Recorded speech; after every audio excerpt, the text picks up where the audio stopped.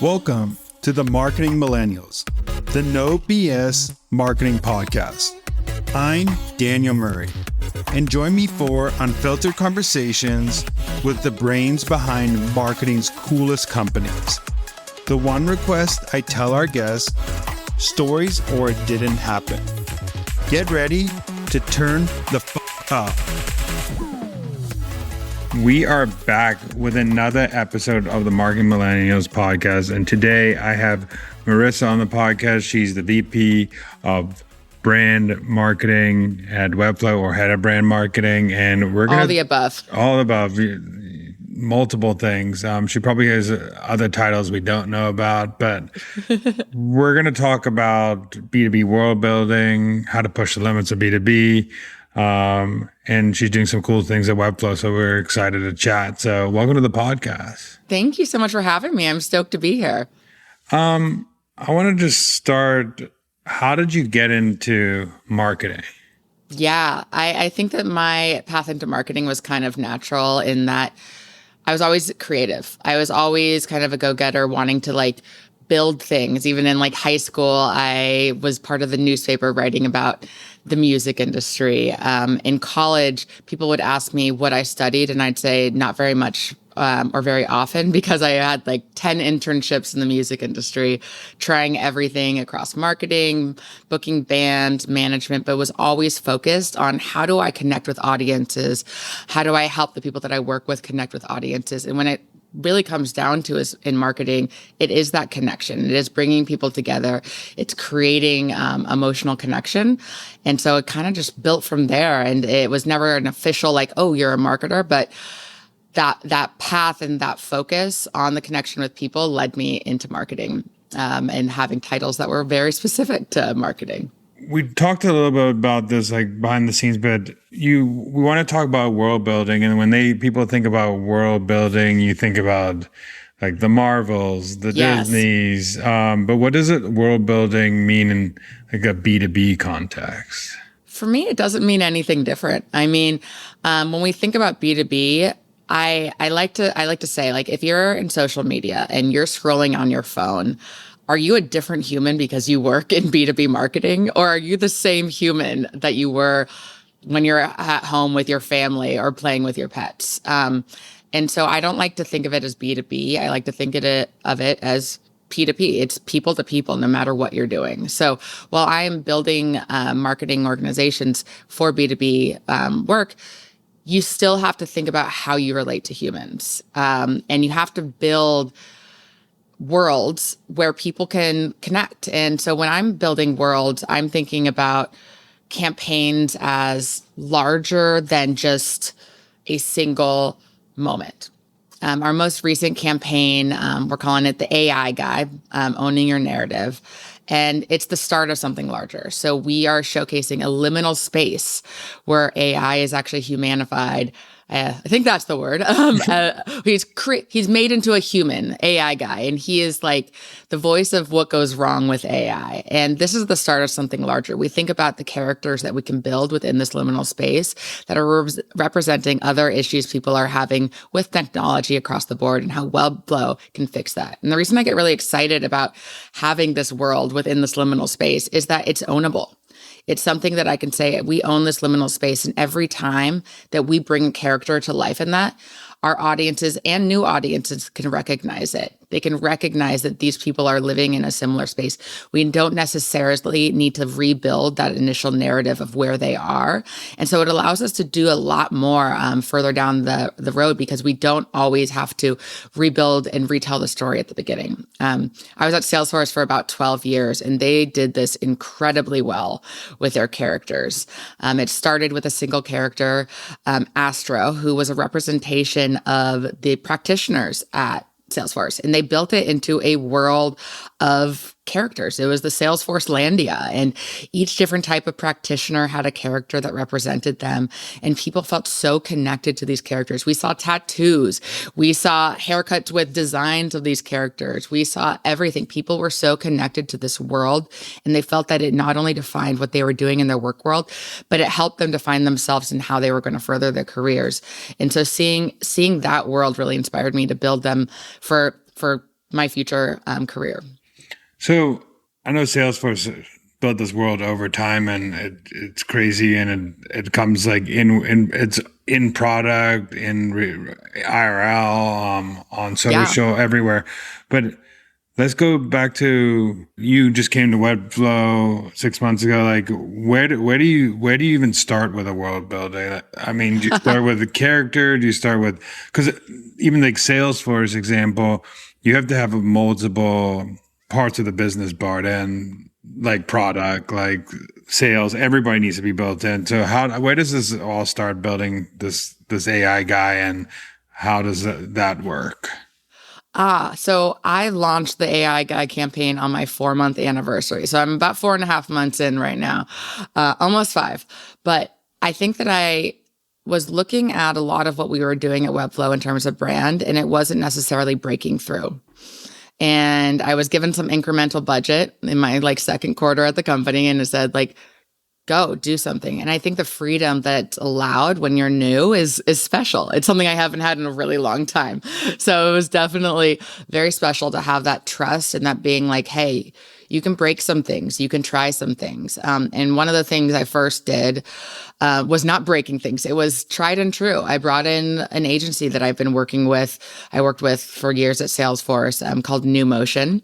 And we really thought about what are the insights that we have around AEO, which is answer engine optimization, and what people are kind of dealing with because of how we're now searching. It's not SEM anymore. It's not SEO. It's people are searching on anyone, ChatGPT or Claude or any of these. And so we were like, okay, so what's happening in this search? What is the insight that people are actually experiencing that we can bring into kind of a human fold? And New Motion is just such a great partner, and we were able to go back and forth with them. And again, I had that buy-in initially from my CMO, he's lets me be autonomous, but he also asks some really great questions. And we definitely worked hard with him to make sure that we are kind of positioning it honestly about what our product does for AEO, but also in a way that it connects to that emotional experience. The buy-in that I had to get across the board for building this was, as a new person, it was definitely kind of bringing along the executive team. It wasn't a surprise to our CEO when these came out.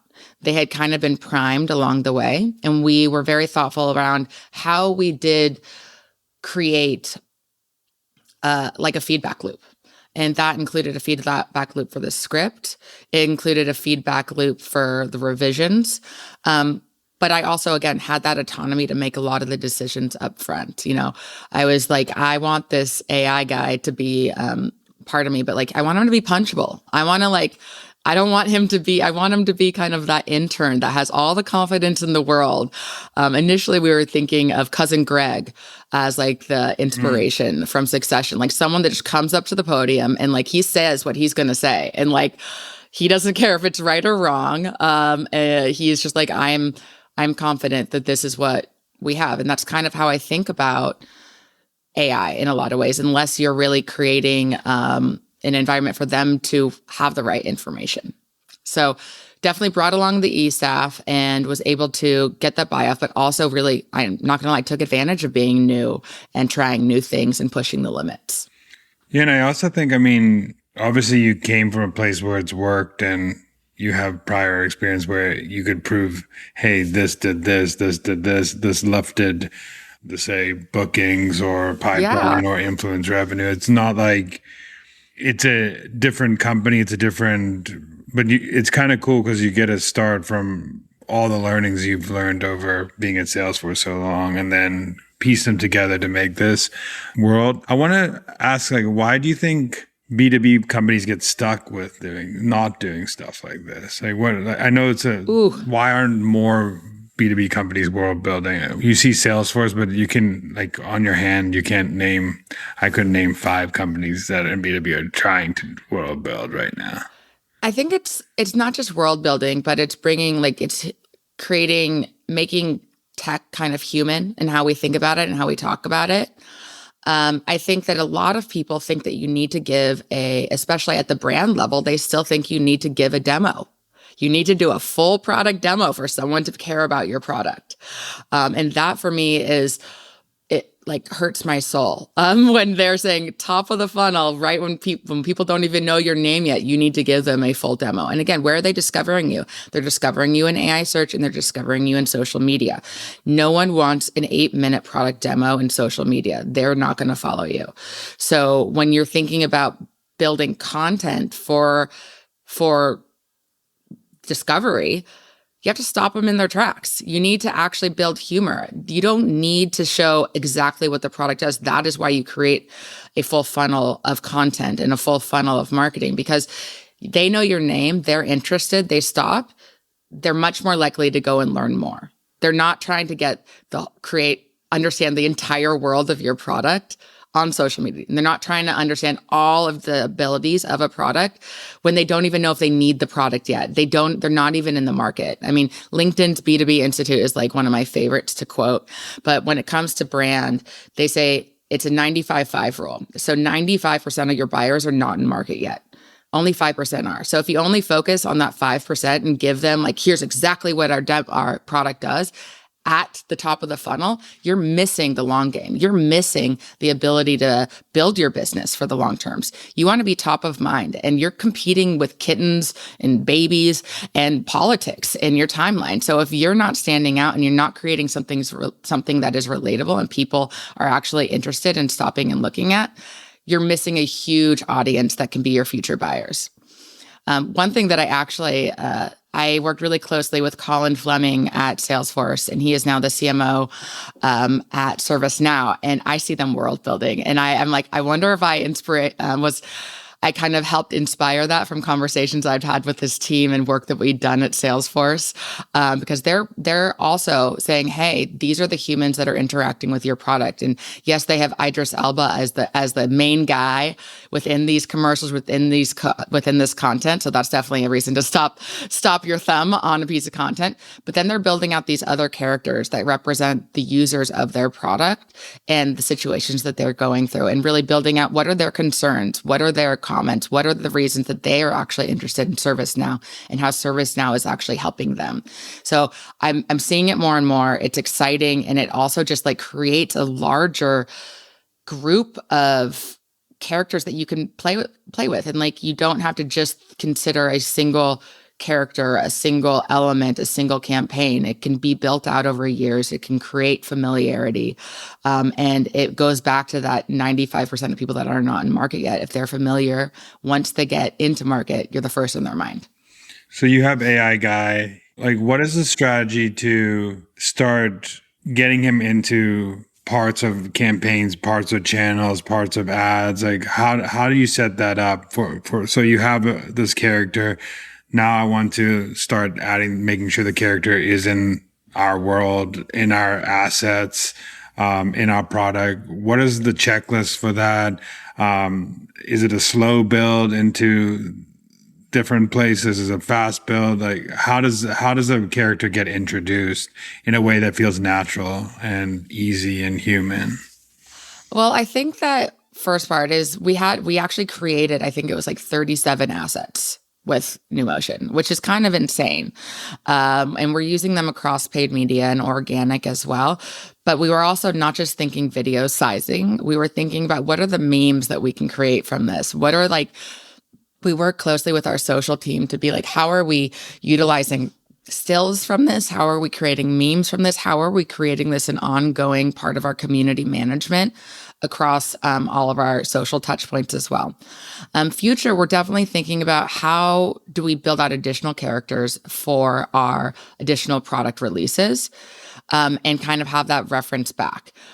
We used an actor named Richie Moriarty, who is an incredible improv artist, but he also is in the show Ghosts. If you've seen that, he's been in a bunch of different things, but he is hilarious.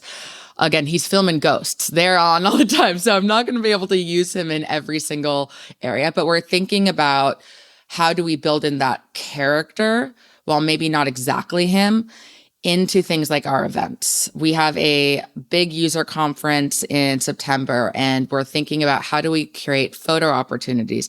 How do we create interactive opportunities that use that character and that really allow people to identify and have takeaways that are kind of built off of the character. So both visually and in interactive content. Using him. So we're definitely looking at all their touch points and all of our kind of the ecosystem of content that we're going to be putting out into the world and how we use him, but also how we use the idea of him, the idea of an AI guy, that confident intern that may not have everything right, but is going to come to the table like he does.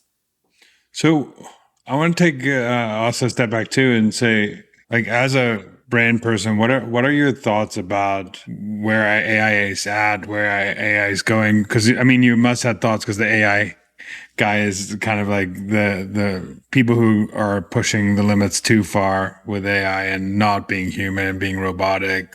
So what are your thoughts of the current state of AI? Where do you think it's going, especially from like a brand lens? Okay, so I'm just going to say it. I love AI as a partner. I don't think that it can be that final output. It's definitely someone that I work with. Someone I like. Again, I'm like, it's like a human to me. Claude's my buddy. I'm like working with Claude all the time. I'm giving him feedback. We're going back and forth. And so I think that it's actually been so exciting and so helpful to kind of have that. But I think in general, there are notable ways that AI has been going too far. I think I just saw that there is a Super Bowl commercial that's like built completely on AI. And that is actually a press piece that they're putting out into the world and they're showcasing it. I don't know if I could say that AI is necessarily a shortcut though. And I think that that's something that people are a little bit afraid of. It's like people are just going to use AI and like there's not going to be a human in the loop. And I see it's notable when people do that. You see the copy, you say, okay, no one came back and read that. They just put it out into the world. And it is so obvious that it becomes a big detriment to people that do that. So I think that as long as there's a human in the loop and you're having a conversation and you're going back and forth and you're reading what's being written or seeing what's being showcased and giving feedback, it becomes not a shortcut, but it's not human free. And from a brand perspective, I mean, we use it all the time. One of the things that really excites me actually is in like surveying. We, of course, want to survey and see how our content is doing. We want to get a lot of information on how our brand is doing overall. And yes, we can do a large Qualtrics survey with humans, but there's also synthetic AI surveying now. They have synthetic humans that can relate and like be part of your survey. It's a lot less expensive, and you can do it a lot more often. So I think that that's a really cool way that AI is being used to actually measure how your brand work is doing. Yeah, I think, I mean, like you said, as a partner, I mean, a lot of us don't want to there's a lot of things to read over. There's a lot of data coming in, and to even have like a quick way to summarize and take out what AI thinks is the key takeaway versus what I think is the key takeaway. And also, because now as a brand team, you can sift through a lot more touch points than you did before. Before you had to go through everything manually, get a spreadsheet, maybe hire some interns or someone to go through it and clean it up. And it's just this whole, but now you could just feed something through AI, get common messaging points, something. It's just so much better to have it. But I do agree. It's just that I always say you can't teach taste and a human's taste. Yes. I'm like high five on that one. It's like, that's the biggest thing. You can't teach it. It's so hard. And also like someone who's been in brand a long time will know what looks good for brand. Someone in social a long time would look what is good for sure. Someone in content who's written for a long time knows what good writing looks like. You need that extra eye to know, hey, this doesn't look right. This doesn't look good. It won't hit on social. Cause I've tested, make a meme idea here versus a meme idea here. And I would say 90% of the time my meme idea beats AI, and I'm trying hard to beat myself. Which is because I think it's just taking things that's already on the internet instead of coming up with original thoughts. And so I think I'm excited for the days where it does get more and more better, but I think the taste element is still not something that could be taught. 1,000,000%. And even when you are using like Figma AI or Canva, you still have to decide, do I like this? Do I need to keep going and keep working through it and keep on? It's not quite at a place that it's good enough. Canva and Figma Buzz are great to have like easy creation. But again, you have to know, like, is it just easy or is it good? Like, you can't, I'm like so on board with the idea that like taste matters more than ever. I really think more than ever it matters. One thing it's like, I don't know about you, but like so many marketers I know, including myself, it's like my brain is just going 1,000,000 miles an hour. So I'll just like type out like every thought in my head in Claude. And I'm like, can you organize this and make it make sense? Okay, thanks. And it's like, especially when I'm like giving feedback for creative, for written, for anything, I will just like I'll take my notes, my feedback notes in Claude, and then they'll come back and they'll be like, here's what you actually meant. And here is what you can share that can be useful. And as someone that like has a lot going on, my brain is everywhere. Like that has been just so helpful. One thing I wonder is, how do you measure world building? Like, what are the points that you look at to show that AI guy is a success versus a failure? So I guess it's less the world building yet, because we're still in the process of building. We just have this one guy in the liminal space and a few different characters coming in.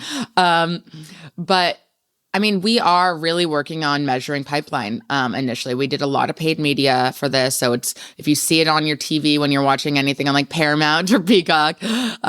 So not only are we, measuring pipeline, we're measuring like click-throughs into our website and usage. We have an AEO assessment on our webpage, which is like, you put in your website and you're like, how are we doing on AEO? And we give you feedback. So those kinds of measurements of people actually doing that. But we are working on surveys. We are doing brand surveys, and it's something we're creating a kind of a baseline in this quarter, and then we'll be building it off of that. But my goal coming in was to build brand. And I think one thing about Webflow that's really interesting is that it's been around a while. It's still a startup, but it's been around a while, and it has a reputation. Like there's definitely a lot of people in the creative world know Webflow because they use it to build their portfolios. And so they think of it as maybe it's similar to like a Wix or a Squarespace. And the truth is that we're not. We are much more in competition with AEM and WordPress. So my job is not only to build the brand, but it's to change the brand narrative, that it is an enterprise product. And so I'm being measured on how not only is the brand known, but is it known as an enterprise grade product? So those are the things that we are measuring for in like with Qualtrics and with other surveys.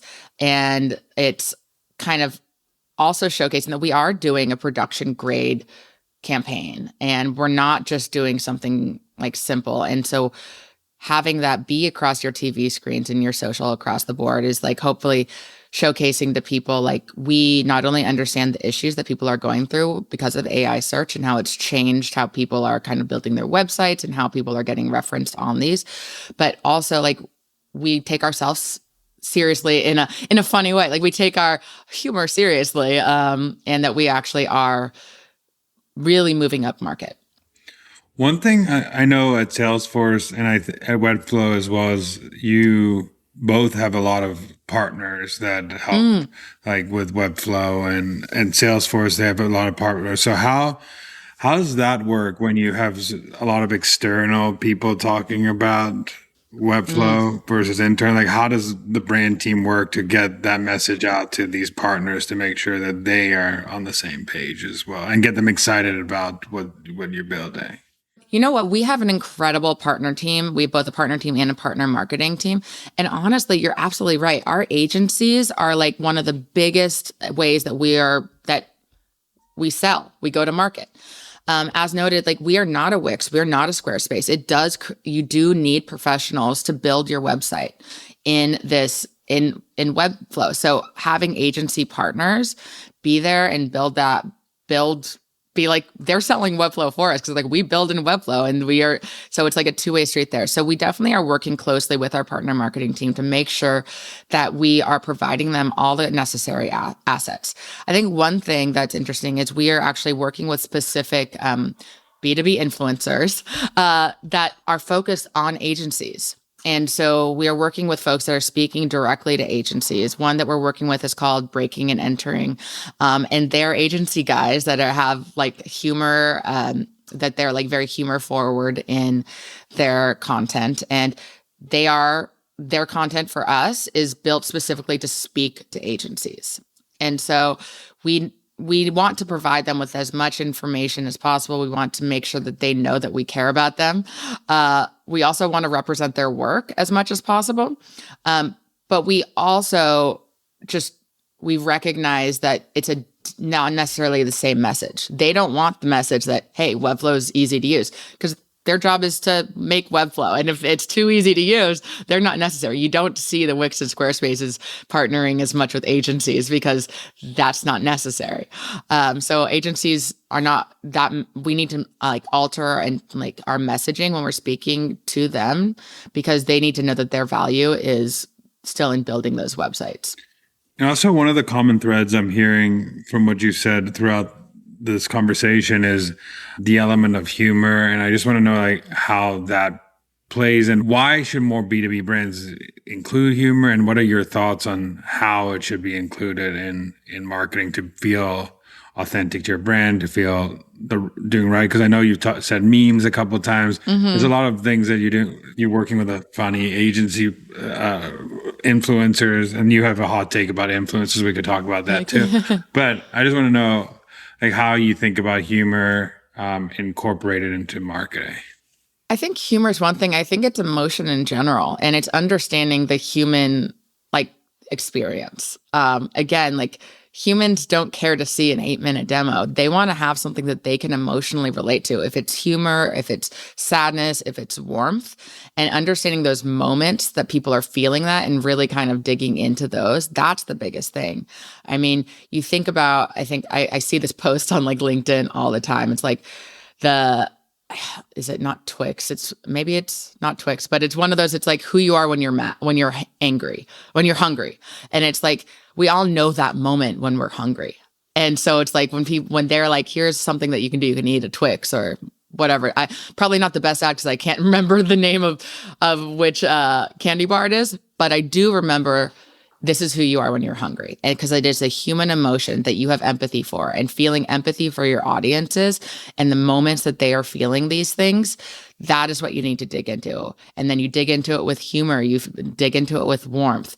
I think a few of, in terms of our AI guy ads, one of the people was asking for lotion, and like, they're like, I just want lotion for me. Like, give me recommendations for lotion for me. And AI guy is like going off on like this tangent of all these lotion options that are not good for her. And similarly with like, I need wide shoes, and AI guy is like, here's what I found on wide shoes. And it's like, no, but I need ones for me.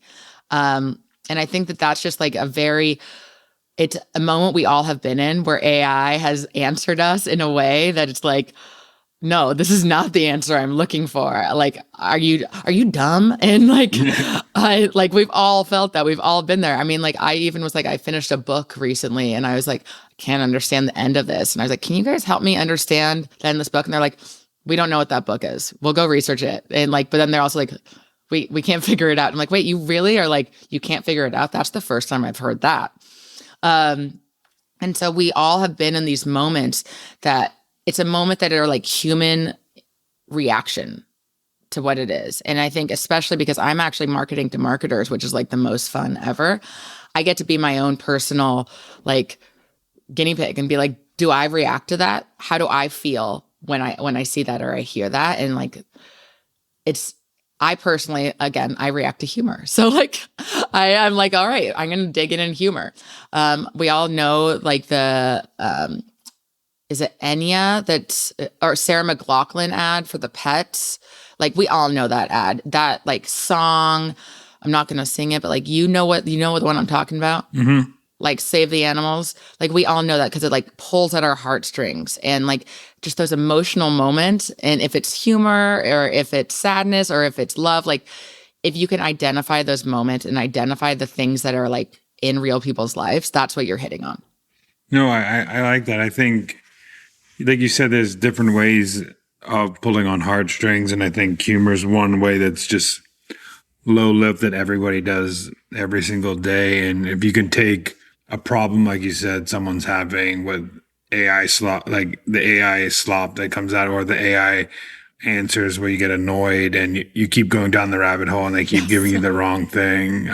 Like remove M dashes and it doesn't remove M dashes. And like, why is it so M dashes? And you just like keep going down that rabbit hole of that. It's funny, but everybody's like the people who use AI are relating to it, and that's your audience. And you just and who's not using AI? Yeah, like exactly. I mean, even my mom. I feel like there's like levels to it, and there's crazy uses, and there's asking AI.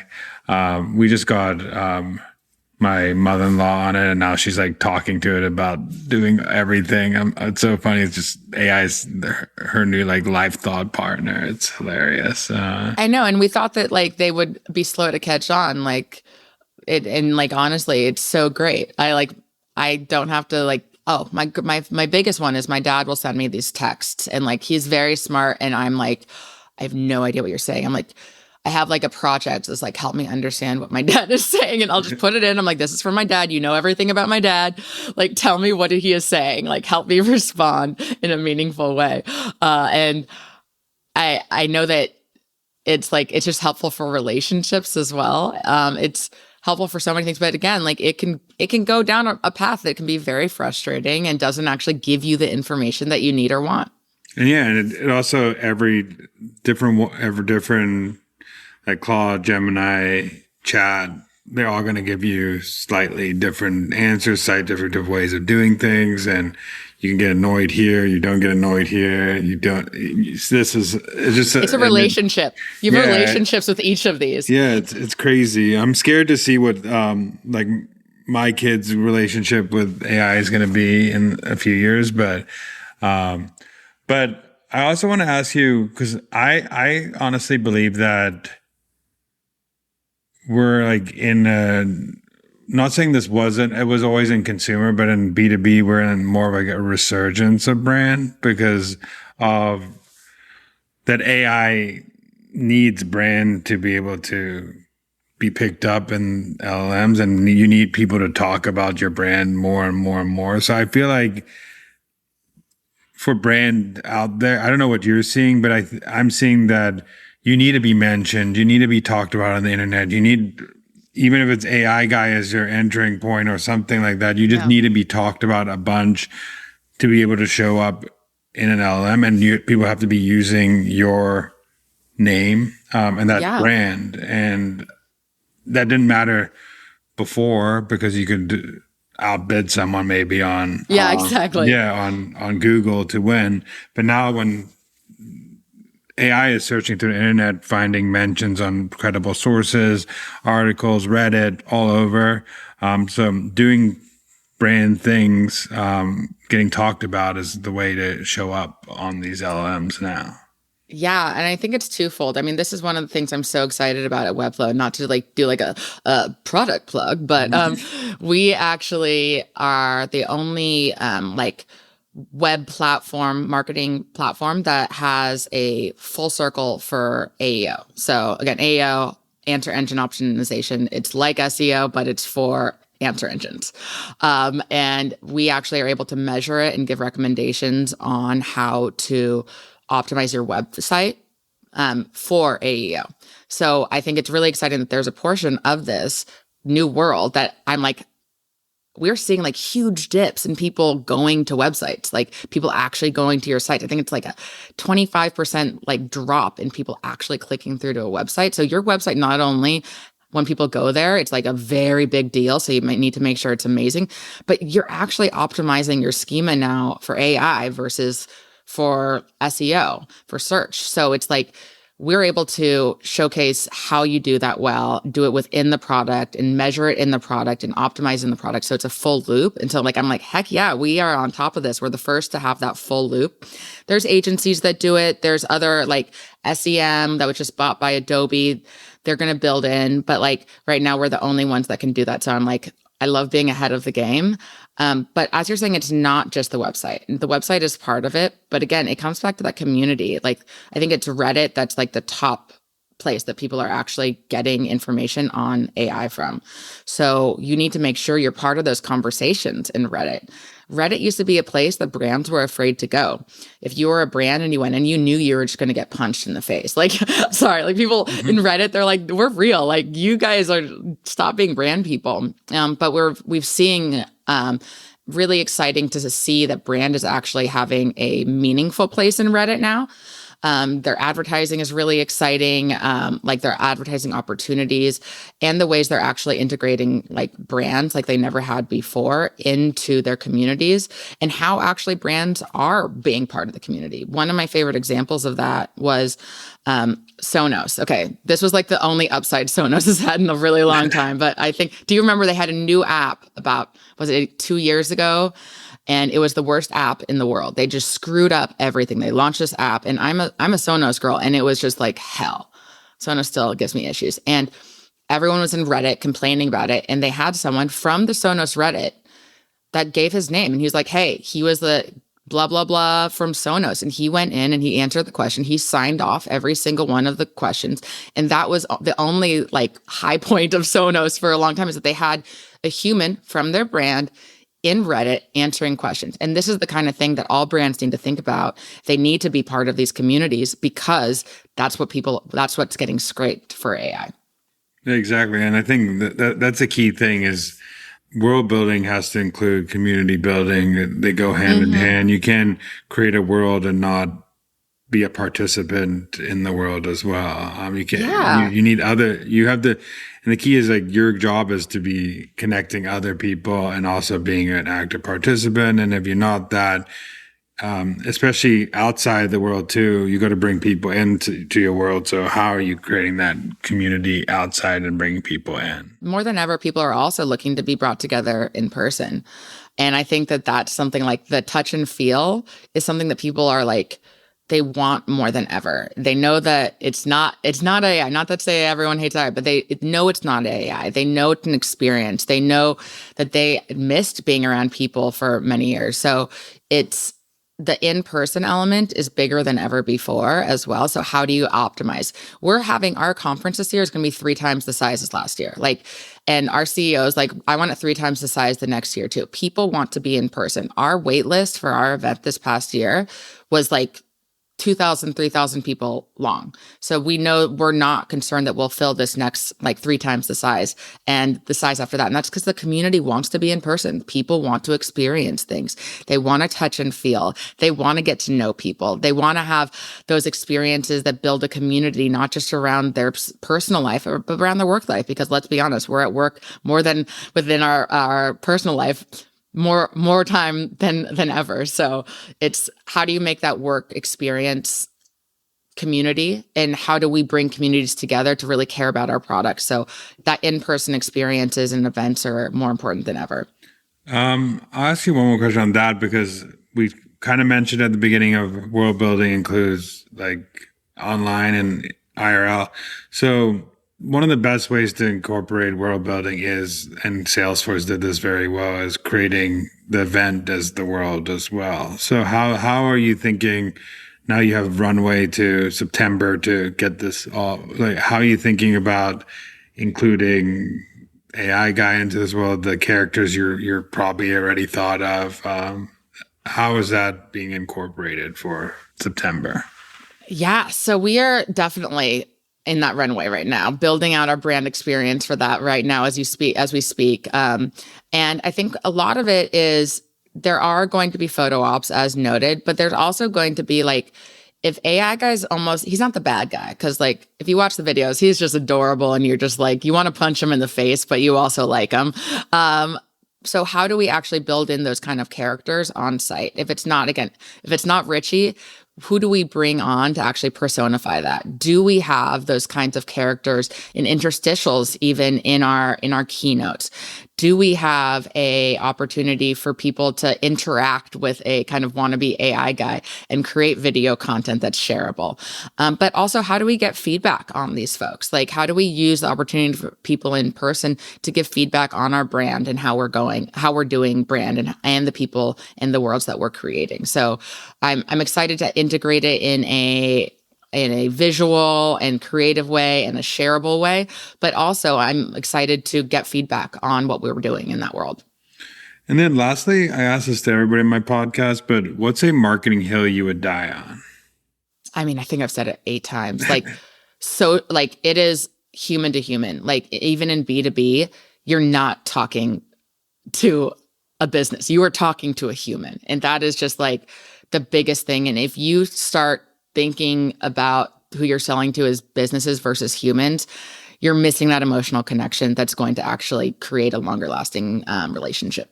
It's so funny because it is so important what you're saying, yet sometimes even the marketers who get that they need to be doing that, I think sometimes you just switch on that brain where you just forget that's a thing, and then you have to kind of keep heading your head back and be like, hey, we're competing against cats, we're competing against babies, we're competing against this, we're competing in that. It's just crazy to me. Sometimes I fall in this trap too. Mm-hmm. I sometimes read my copy for an email I wrote and say to myself, this does not sound like I'm writing to a group of humans. How do I make this more personal? So it's just crazy how we need to unlearn some of the things that in B2B past where we've been taught, or best practices in air quotes, that we need to do. Yeah. And I think for me, it's exciting. There's B2B, there's B2C. Yes, our sales cycles are different, but the people we're selling to are often the same. Yeah. So we need to take as many cues from successful B2C as possible. And because yes, we're a business, but we're talking to humans, and like, we need to be human to do that.